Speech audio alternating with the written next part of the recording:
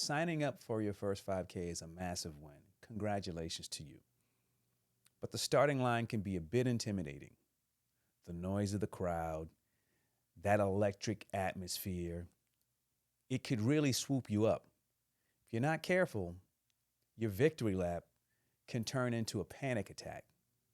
So today, I'm giving you 3 tips to help you survive your first 5K and turn that into a memorable experience. So lace up, clip in, let's get to it.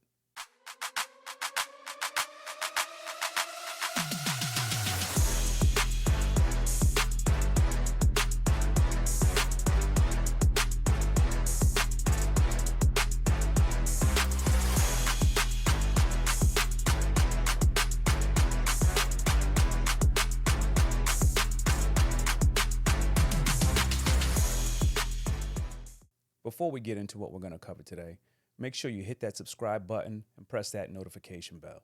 If you're listening on the go, be sure to follow Spoken Soul on Apple Podcasts, Spotify, or your platform of choice for audio podcasts. As always, thank you. Now let's get into it. Welcome to Spoken Soul, home of the essential athlete. I'm Terrance, and I'm back with another solo sprint. Today, we're talking about surviving your first 5K.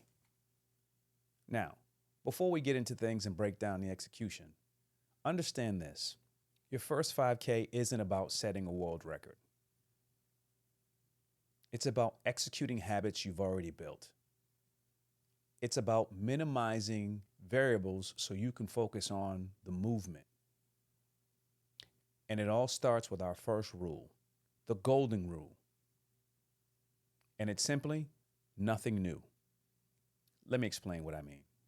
You spent weeks training, building habits, and now you're ready for this race. Temptation may lead you to now go and buy a nice new fancy pair of shoes in celebration of all the training you've done, try some new carb loading. You don't want to do any of that. Race day is not an experiment. Again, it's about executing those habits that you've already built. This is where the nothing new comes in. You want to keep things just the way they were while you were actually training. So if you haven't trained in it, don't wear it. If you haven't used it for fuel during your training, don't use it. I'm talking about wear the same shoes. Whatever you've been using from a fuel perspective, using the same fuel, even down to the same socks or the type of socks you use during training. You wore the socks the day before, don't wear them again. Wash them at least, but you get the picture. I'd even go as far as to say, eat the same breakfast that you were eating during training. The goal is to keep the environment as familiar as possible to avoid any equipment issues, more importantly, any stomach issues. Once you've settled in with your familiar gear, your biggest threat isn't your physical fitness. It's your brain. Once that gun goes off, your brain can easily trick you along with the atmosphere to running much harder than you actually should. And this leads me to my second point. And that second point is this: master the start line adrenaline. When the gun goes off, the crowd is going to surge, and you can easily get caught up in the energy of the actual pack. Don't do it. Consciously hold yourself back that first mile. You're going to feel like you have unlimited energy, but you want to bank that for the final mile. And again, it's about surviving your very first 5K. You may have some goals that you're trying to reach, and you'll get to them, but you just don't want to burn yourself out taking off at a faster pace than you normally would by getting caught up in that energy from the actual crowd. Tell yourself to start slow.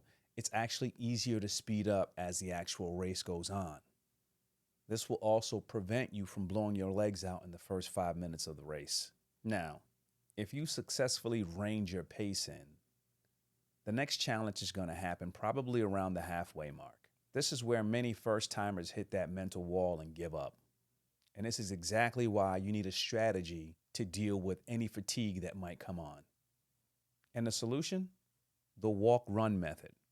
There is a common misconception that you must run every step of your 5K, but that's not the case. The walk run method is bulletproof, and there's no shame in it. Again, the goal is to finish what you start. There is zero shame in walking intervals. It's a completely valid strategy and used by many people running their first races.